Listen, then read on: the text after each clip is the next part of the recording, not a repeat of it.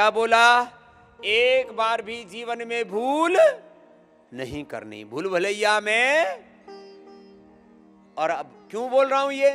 आजकल के जवान बच्चों को यही बहका रहे हैं, एक बार बीड़ी पी के देख लो, एक बार सिगरेट पी के देख लो, एक बार शराब पी के देख लो, एक बार मांस अंडा खा के देख लो, एक बार तो दुराचार व्यभिचार, एक बार तो गर्लफ्रेंड बॉयफ्रेंड बना के देखो, फिर छोड़ देना। बाद में छूटे तो ये बाद में छूटते। एक बार किसी को बीड़ी सिगरेट शराब पीने की आदत पड़ जाए तो छूटती बोलो नहीं है। एक बार किसी ने ऐसे ही हंसी मजाक में किसी को बोल दिया, you are my girlfriend, you are my boyfriend, अब उसकी शादी हुई तो वहीं पहुंच गया, बोले तो आपने तो मेरे को गर्लफ्रेंड बॉयफ्रेंड बना रखा, शादी किससे कर रहे हो? वहीं शादी टूट गई, बखेड़ा हो गया। मंडप में से उठ के आ लिए, बाराती घराती बेचारे वहां थालियों में खाना रखा हुआ और आंखों में आंसू लेकर के घर लौट आए। क्यों? उसकी 5 गर्लफ्रेंड वहीं पहुंच गई, उसके 5 बॉयफ्रेंड वहीं पहुंच गए, कसम कहीं के।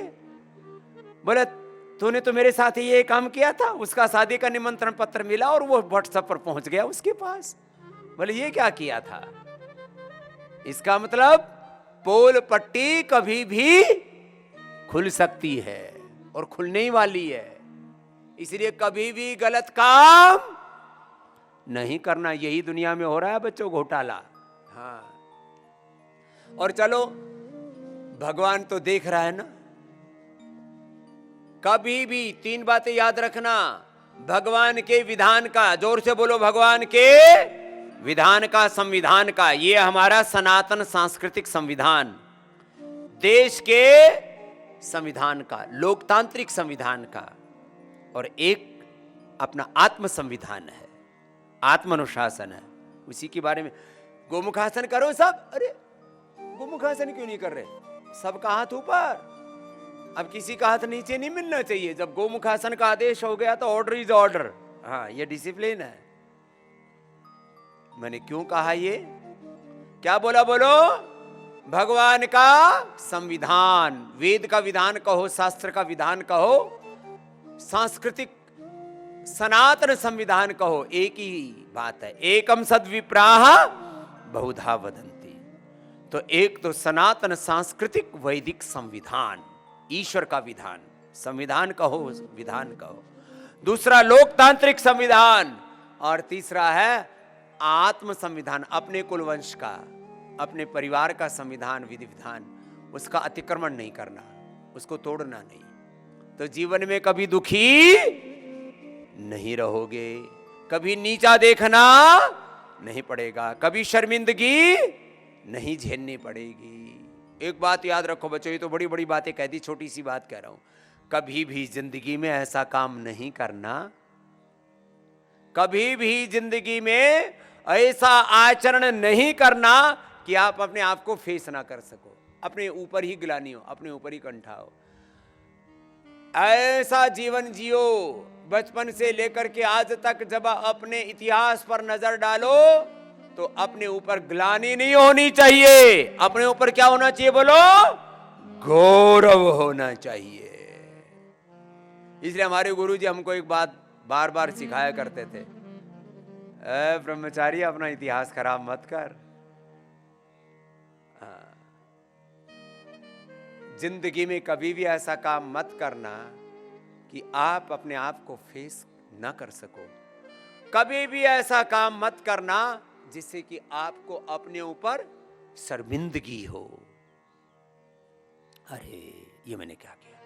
वेदांत दर्शन पढ़ाती है पूज्य दीदी, उसमें एक प्रसंग आता है, बोले जीवन का सबसे बड़ा दुख क्या है? What is the ultimate pain of our life? What is the ultimate challenge? What is the ultimate problem? What is the ultimate crisis of our life? ये बहुत बड़ी बात कह रहा हूं, जरा फिर से गौर से सुनो। जब कोई बड़ी बात होती है ना, उसको कई तरह से समझाते हैं गुरुजन, बड़े शास्त्र। बोले जीवन की सबसे बड़ी समस्या, सबसे बड़ा संकट, जीवन का सबसे बड़ा दुख क्या है? बोले जिस समय जो करना चाहिए था वो किया नहीं, और जिससे बचना चाहिए था उससे बचे नहीं, उसमें फंस गए। क्या बोला? जो करना चाहिए वो किया नहीं, और जिससे बचना चाहिए उससे बचे ही नहीं, उसमें फंस गए। यहां तो इतना प्रयत्न करते हैं, पूरी दुनिया का इकलौता पतंजलि संस्थान है। ये इधर सामने आचार्य कुलम है, ये पीछे पतंजलि विश्वविद्यालय, बगल में पतंजलि गुरुकुलम है। ये सारे आस्था पर सब बच्चे दिखा रहे हैं। ये ऐसे संस्थान हैं जहां एक बार भी आपको बीड़ी सिगरेट शराब पीने की, एक बार भी दुराचार व्यभिचार अपने आचरण से गिरने की अनुमति नहीं है। यहाँ कोई एक भी बालक बीड़ी सिगरेट शराब नहीं पी सकता, दुराचार व्यभिचार नहीं कर सकता, और इसके लिए एक बहुत बड़ी व्यवस्था की गई है। इसलिए सब माता पिता बच्चों को यहाँ भेज करके निश्चिंत रहते हैं कि यहाँ जिम्मेदारी स्वामी रामदेव ने ली हुई है, पूज्य आचार्य बालकृष्ण जी ने ली हुई है, यहाँ जिम्मेदारी पतंजलि ने ली हुई है। जोरदार अभिनंदन है आपके माता पिता का भी, उनके विश्वास के लिए। और यहाँ गेट से लेकर के, आपके रूम से लेकर के, यहाँ औचक निरीक्षण होता है। बच्चों को अच्छा तो नहीं लगता, लेकिन अब जैसे छोटे बच्चों का मोबाइल रखना मना है, अब तो ऑस्ट्रेलिया और ब्रिटेन में करोड़ों अभिभावकों ने सिग्नेचर करके गवर्नमेंट को दिया कि हमारे बच्चों को मोबाइल के एडिक्शन से छुड़वाइए, स्कूलों में मोबाइल की अनुमति नहीं होनी चाहिए, क्लासरूम में मोबाइल की अनुमति नहीं होनी चाहिए। अब यहां कोई क्लासरूम में मोबाइल चलाता है और बार बार वो गलती करता है तो उसको हम घर ही भेज देते हैं। अब ये आप कहेंगे ये इतना बड़ा अपराध है। हाँ, फिर तुम्हारा ध्यान यदि गुरु पर नहीं है, तुम्हारा ध्यान अपने विषय पर नहीं है, तुम बैठे बैठे वहीं रील्स घुमा रहे हो, स्क्रॉल कर रहे हो, क्या मतलब हुआ? बाहर जाओ। देहरादून से लेकर के अलग अलग जगहों पर, कुछ राजस्थान में, कुछ महाराष्ट्र में, कुछ दक्षिण भारत में, अलग अलग जगहों पर कुछ एजुकेशन हब बोलते हैं वो बने हुए हैं। और वहां पर जहां स्कूल कॉलेज यूनिवर्सिटी, उनके चारों तरफ देख लो ड्रग के अड्डे बने हुए हैं। क्या बने हुए? बोलो, जोर से बोलो। ड्रग के अड्डे बने हुए हैं। और उनको प्रोटेक्शन किससे मिल रहा है? मैं इसलिए एक का नाम नहीं बोला है, चारों तरफ के नाम बोल दिए जिससे कि बेना मतलब का बखेड़ा ना हो। वैसे रोज ही बखेड़ा होता है हमारे साथ। तो उसको प्रोटेक्शन मिलता है पुलिस की ओर से। किसकी ओर से? ड्रग सप्लाई होती है, उसमें पुलिस का हाथ होता है, प्रशासन का हाथ होता है। और जहां बड़ा धंधा चलता है तो पैसा पॉलिटिशियन के पास जाता है। हम किसी का नाम नहीं बोल रहे हैं। इसमें, इस अपराध में, बच्चों को ड्रग एडिक्ट करने में केवल एक पंजाब की बात नहीं, पंजाब को तो इसमें थोड़ा ज्यादा बदनाम कर दिया है। हो सकता है वहां कुछ ज्यादा चल रहा होगा क्योंकि बॉर्डर है ना, उधर से आता है। ये ड्रग कहां से आ रहा है? और ये गवर्नमेंट को भी पता है जो मैं कह रहा हूं, भारत की सारी एजेंसियों को पता है कहां से आ रहा है ड्रग। पाकिस्तान के बॉर्डर से आ रहा है, नेपाल के बॉर्डर से आ रहा है, बांग्लादेश के बॉर्डर से आ रहा है। और इसमें सबसे ज्यादा सॉफ्ट टारगेट कौन होते हैं? स्टूडेंट्स, बच्चे। क्योंकि उसमें पता नहीं कोई ऐसा पागलपन सा आता है। देखो भाई, हमने तो किया नहीं है कभी कार्यक्रम, लेकिन सबसे सॉफ्ट टारगेट है बच्चे। क्योंकि उसको करके फिर आदमी को होश रहता नहीं, आदमी को पता नहीं कौन सी दुनिया में खो जाता है। और मतलब कुछ दिमाग के उल्टे पुल्टे तंतु जागृत हो जाते हैं और आदमी जो है अपने आप को ये समझने लगता है तू ही खुदा है, तेरे से महान कोई भी नहीं। नशा कर लिया फिर किसी को कुछ नहीं समझता, अपने आप को ही कुछ नहीं समझता समझ गायब। और उसको ऐसा लगता है बस कोई एक अलग अलग प्रकार के बहुत डिस्ट्रैक्शन अंदर शुरू हो जाते हैं। यह हालात है। ये तो पतंजलि संस्थान है जहां पर नशे का 100% पूर्ण निषेध है। 100%, 99 नहीं। फिर भी इतना ज्यादा चारों तरफ गिरावट है कि बच्चे तो वहीं से आ रहे हैं। कहां से आ रहे बच्चे? समाज से, परिवारों से। उसमें से 2-4 बच्चे हमारे यहां भी घुस जाते हैं, एडमिशन ले लेते हैं, माता पिता भी छोड़ देते हैं कि भाई ये तो बच्चा तो बिगड़ गया, तो चलो पतंजलि में छोड़ देते हैं। फिर उनको निकालना पड़ता है। अभी तक ऐसे जैसे भी जिस भी बच्चे का पता लगा, उसकी यहां ये माफी है ही नहीं, तुरंत बाहर करते हैं। ये है डिसिप्लिन, और इसमें कोई दया रहम नहीं। कुछ मामलों के अंदर ये दया के रहम के ये कोई माफी के काबिल है। ये अक्षम्य अपराध की श्रेणी में हम इसको गिनते हैं। किस श्रेणी में बोलो? अक्षम्य अपराध। आप कहेंगे हाँ नशा, हाँ नशा हमारे यहां अक्षम्य अपराध है। चरित्रहीनता अक्षम्य अपराध है। सबके भीतर एक ही भगवान का अंश है। सब मां बहन बेटियां भगवती का अंश हैं। सब भाई यहां पर भगवान का अंश हैं। सबको हम भगवान और भगवती की दृष्टि से देखते हैं। करोड़ों माता पिता भी हमारा कार्यक्रम देख रहे हैं। मैं उन माता पिता से कहना चाहता हूं, जहां चारों तरफ कहीं कहीं किसी सोसाइटी में, किसी गांव में, किसी शहर में इस तरह से बुरी हालात है कि वहां माँ बाप को डर लगता है कि आज शाम तक मेरे बच्चे के साथ पता नहीं क्या हो जाए।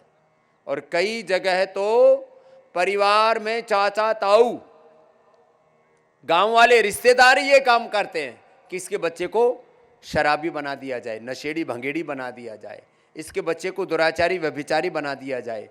और जो बच्चा एक बार नशेड़ी गंजेड़ी भंगेड़ी दुराचारी व्यभिचारी बन गया, एक बार अपराध में आ गया, बच्चों को जानबूझ करके डाला जाता है साजिश के तहत।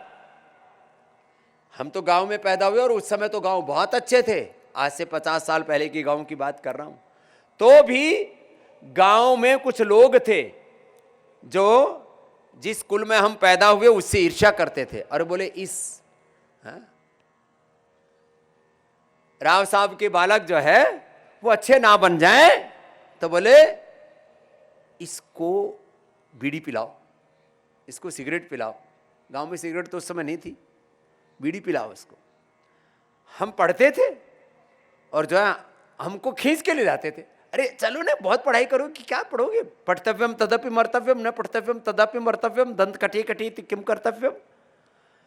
तो बोले क्या करोगे पढ़ लिखकर, चलो आओ खेलते हैं। तो हम कहते मैं पढ़ाई करूं, तुमको क्या दिक्कत है। अब हमको पता लग रहा है कि वो इसलिए हमको वहां से खींच के ले जाना चाहते थे कि पढ़ लिख ना ले ये।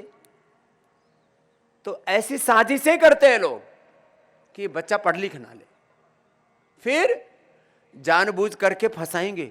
अरे एक बार चिलम पी के देखो, एक बार जैसे आजकल नशेड़ी गंजेड़ी बने फिरते हैं ना, एक IIT बाबा बना फिर रहा है, नशेड़ी गंजेड़ी भंगेड़ी, क्या मतलब है इनका। लेकिन है एक वर्ग जो लोग बीड़ी सिगरेट शराब नशेड़ी गंजेड़ी भंगेड़ी है, वो उनको प्रमोट करते हैं अपने पापों को छिपाने के लिए। अरे ये तो बाबा भी पी रहे हैं, ये तो बड़े आदमी भी पी रहे हैं, कुछ पॉलिटिशियन भी ये काम करते हैं, कुछ सो कॉल्ड एक्ट्रेस भी काम करते हैं, कुछ समाज में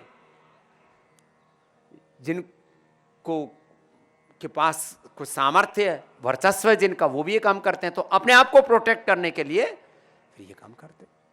तो अब तो कोई गांव ऐसा बाकी नहीं है, बड़ा गांव कम से कम, छोटी ढाणी ढूंढी कोई बच गई तो अलग बात है, जहां शराब का ठिकाना हो। और जिनको दूसरों के बच्चे खराब करने, पहले वो मुफ्त में पिलाते हैं, बीड़ी भी पिलाते हैं, सिगरेट भी पिलाते हैं, शराब भी पिलाते हैं, और फिर चारित्रिक दृष्टि से भी उसको गंदा करने के लिए, अब इसमें हम सुबह सुबह अपने मुंह से बोल नहीं सकते, ऐसे अपने ही हाथों उसका पतन करवाते हैं। छोटे छोटे बालकों को, छोटी छोटी बेटियों को ऐसे कामों में। एक दिन मेरे को किसी ने एक वीडियो भेजा व्हाट्सएप पर, एक 70-80 साल का बूढ़ा एक छोटी सी बिटिया को बहका लिया उसने, और बोले ये मुझसे प्रेग्नेंट है, मैं इसके साथ शादी करूंगा। वो लड़की कह रही मैं इसके साथ शादी करूंगी। लो, क्यों बहका दिया। बच्चों को बहकाना बहुत आसान है। चारित्रिक दृष्टि से एक 90 साल का बूढ़ा और जो है 18 साल की लड़की। अच्छा, वो एक शब्द प्रयोग होता है लीगली कि अब तो बालिग हो गए और कुछ भी कर सकते हैं, हम आज़ाद हैं। ये हमें हमारे संविधान ने, हमारे कॉन्स्टिट्यूशन ने हमें फ्रीडम दिया हुआ है। लो, ऐसा करके पहले वो कार्यक्रम शुरू हो जाता था। पहले हम ये बात सुनते थे आज से 30 साल पहले कि यूरोप में, ब्रिटेन में 12-13 साल की लड़कियां गर्भवती हो जाती हैं, स्कूल में ही, कॉलेज में पहुंचते पहुंचते तो अबॉर्शन कराने लग जाती। तो हमको लगता था ये पाप इतना बड़ा हो रहा है। ये सारा पाप अब हिंदुस्तान में भी होने लगा। इसके ऊपर कितने सर्वे हो चुके हैं देश में। क्यों? क्योंकि चलो बटरफ्लाई करो अब। हाँ? ये पतन चारों ओर समाज में हो रहा है। ये बातें बच्चों में इसलिए बता रहा हूं, इस पतन के पराकाष्ठा के युग में हम हैं। एक बात सुन लो, इस समय चारित्रिक दृष्टि से, वैचारिक दृष्टि से, भावनात्मक दृष्टि से, सामाजिक दृष्टि से, आर्थिक दृष्टि से, राजनीतिक दृष्टि से पतन की भी पराकाष्ठा है। और इसी समय कुछ आत्माएं बहुत अच्छा पुरुषार्थ करके सारी दुनिया को सही दिशा में भी लेकर के जा रही है। अब हमें तय करना है इन दो में से वर्ण किसका करना है। और आप देखना आने वाले 5-10 वर्षों में ये सारा पतन उत्थान में भी तब्दील होगा और जो गलत रास्ते पर चल रहे हैं उनको बहुत ग्लानि होगी, वैयक्तिक तौर पर भी, पारिवारिक तौर पर भी, सामाजिक, आर्थिक, राजनीतिक तौर पर भी। वो कुल, वो वंश, वो जातियां, वो समाज नष्ट हो जाएंगे जो गलत रास्ते पर चल रहे हैं। सत्यमेव जयते, यतो धर्मस् ततो जय। जीत तो सत्य की, धर्म की होगी, लेकिन सब कुछ नष्ट तो हो गया। फिर जागेंगे तो सही, लेकिन तब तक सब कुछ नष्ट भ्रष्ट हो चुके होंगे। और ऐसा ही समाज में हुआ है।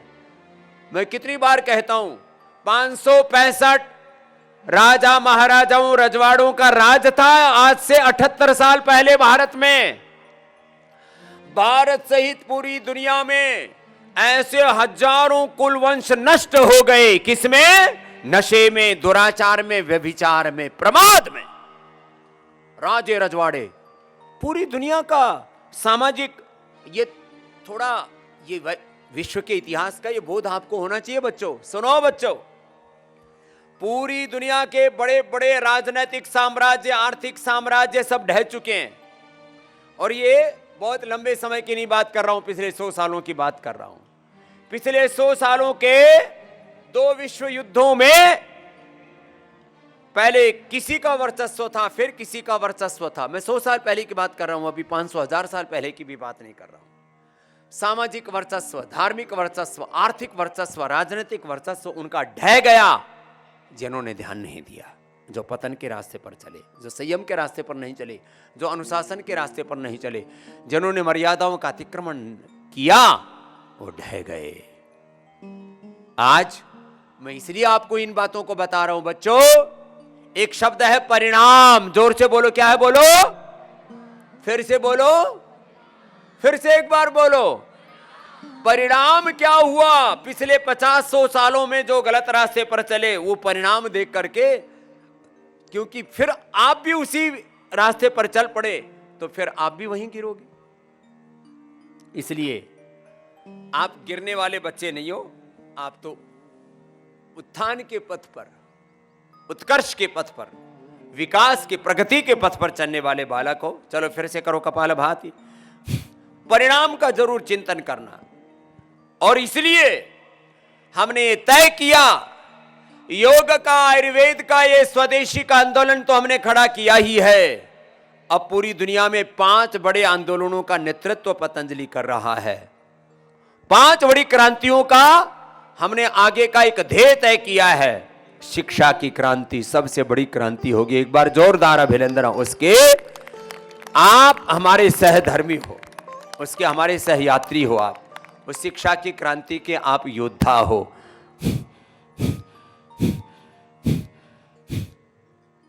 इस शिक्षा की आजादी के आंदोलन के, शिक्षा के नाम पर पूरी देश में और पूरी दुनिया में एक विध्वंस मचा हुआ है।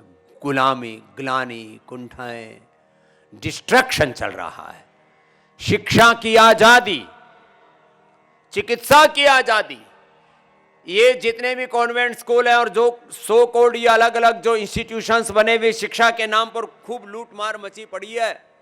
कहीं थोड़ी बहुत पढ़ाई तो हो जाती है, थोड़े बहुत कहीं बस डिग्रियां मिल जाती हैं, कुछ नौकरियां भी मिल जाती हैं, और ज़्यादातर तो पढ़े लिखे बेरोजगारों की एक बहुत बड़ी फौज तैयार हो गई है। पढ़े लिखे बेरोजगारों का एक बहुत बड़ा झुंड, गिरोह तैयार हो गया है। बहुत खतरनाक है। शिक्षा के नाम पर, चिकित्सा के नाम पर लूट मची पड़ी है। विदेशी शिक्षा, विदेशी चिकित्सा, विदेशी अर्थव्यवस्था, शिक्षा की गुलामी, चिकित्सा की गुलामी, आर्थिक गुलामी, वैचारिक, सांस्कृतिक, भावनात्मक गुलामी, ग्लानि, कुंठाओं में देश जकड़ा पड़ा है। और यह शिक्षा की गुलामी, चिकित्सा की गुलामी, आर्थिक गुलामी, वैचारिक गुलामी, सांस्कृतिक गुलामी, और खतरनाक है नशे की गुलामी, चारित्रिक गुलामी, ग्लानि। अरे राम, बहुत बुरी हालत है। और इन सब गुलामियों से, ग्लानियों से, कुंठाओं से, पतन से देश को बचाना, यह हमने लक्ष्य बनाया है। और इस दिशा में हमने बड़े प्रतिमान भी स्थापित किए हैं। इसलिए मैं आज एक तो सभी अभिभावकों से एक आह्वान करता हूं, जो अपने बच्चों के भीतर वो व्यक्तित्व, नेतृत्व और चरित्र, हमारा स्लोगन ही education for leadership, education for character building to nation building. ये शिक्षा मात्र कुछ विषय का बोध ही नहीं है। यहां पर विषय का बोध, यहां आपको विश्वविद्यालय में योगा का बोध, आयुर्वेद का बोध, अलग अलग व्याकरण शास्त्र से लेकर के दर्शन शास्त्र से लेकर के अलग अलग जो विषय पढ़ा रहे हैं वो तो है ही। यहाँ आचार्य कुलम में भी अलग अलग भाषाओं का बोध, अलग अलग विषयों का बोध, ये तो सब आपको दे ही रहे हैं, वो तो कोई प्रश्न ही नहीं है। लेकिन इसके साथ आपको आत्मबोध दे रहे हैं, इसके साथ आपको आत्मारोहण दे रहे हैं, आत्मोन्नति के, आत्म उत्कर्ष के पथ पर, आत्म प्रगति के पथ पर आपको आगे बढ़ा रहे हैं। तो जो माता पिता अपने बच्चों को संसार के इन तमाम झंझावातों से, संकटों से, सब प्रकार के पतन से अपने बच्चों को बचाना चाहते हैं और उनके भीतर एक दिव्य व्यक्तित्व, देखो बच्चों, आपके व्यक्तित्व में दिव्यता है, आपके भीतर सच्चरित्रता और पवित्रता है। बाकी तो ज्ञान तो आपको यहां पर दे ही रहे हैं, knowledge, science, technology, innovation, invention, skills, अलग अलग प्रकार के सारे अवसर, जितने ज्यादा अवसर पतंजलि में आपको उपलब्ध होते हैं, देश और दुनिया के किसी भी शिक्षण संस्थान के पास में वो अवसर नहीं है। विश्व का श्रेष्ठतम, वर्ल्ड के जो टॉप 5 एजेंसियां होती हैं जो अलग अलग प्रकार के सर्वे करती हैं, उनकी एक एजेंसी के हेड कल आए हुए थे। पतंजलि रिसर्च सेंटर देखा तो अवाक रह गए। अंग्रेजी में बोलते हैं तो वाव ऐसे कहने लगे, हिंदी में बोलते हैं तो कहते हैं अवाक रह गए। अब अरे बोले ये तो अप्रतिम, एक्सीलेंट है, ये तो इनक्रेडिबल है। ऐसा तो बोले हमने देश की बड़ी बड़ी एमएनसीज के भी इंस्टीट्यूशंस का हमने भ्रमण किया, उनके भी रिसर्च सेंटर आदि सब कुछ देखे हैं, लेकिन जैसा research institute Patanjali research foundation है, ऐसा पूरी दुनिया में कोई दूसरा रिसर्च इंस्टीट्यूट नहीं है। आप कहेंगे तो फिर क्या रिसर्च होता ही नहीं है? पूरी दुनिया में होता है, एक एक सब्जेक्ट में होता है। यहां पर सैकड़ों विषयों में रिसर्च हो रहा है, और वो सब आपको रिसर्च क्या होता है, कैसे होता है, ये सीखने के लिए पतंजलि गुरुकुलम, आचार्य कुलम और पतंजलि विश्वविद्यालयों को वहां बच्चों को विजिट कराते हैं और वहां पर उनको ये एक्सपोजर देते हैं कि आप भी के भीतर यदि कोई वैज्ञानिक बैठा है, आपका प्रारब्ध इधर है, तो आप ये हो सकते, कर सकते हो। विश्व का सबसे बड़ा फूड पार्क, माने प्रोडक्शन की दृष्टि से, ब्रांड बिल्डिंग की दृष्टि से दुनिया का सर्वश्रेष्ठ ब्रांड पतंजलि है।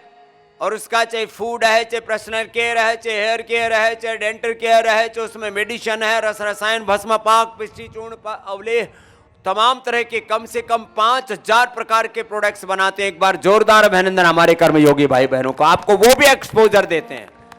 मैन्युफैक्चरिंग क्या होता है, सेल्स क्या होता है, डिस्ट्रीब्यूशन क्या होता है, और मैन्युफैक्चरिंग में फिर क्वालिटी टेस्ट कैसे करते हैं, उसके पूरे जो एक इंडस्ट्री क्या होती है, इसके लिए पूरी दुनिया में पढ़ाई कम कराते हैं, वहां पर प्रैक्टिकल ज्यादा कराते हैं। अब पूरी दुनिया की जो पढ़ाई है वो लर्न बाय डूइंग पर केंद्रित हो गई है।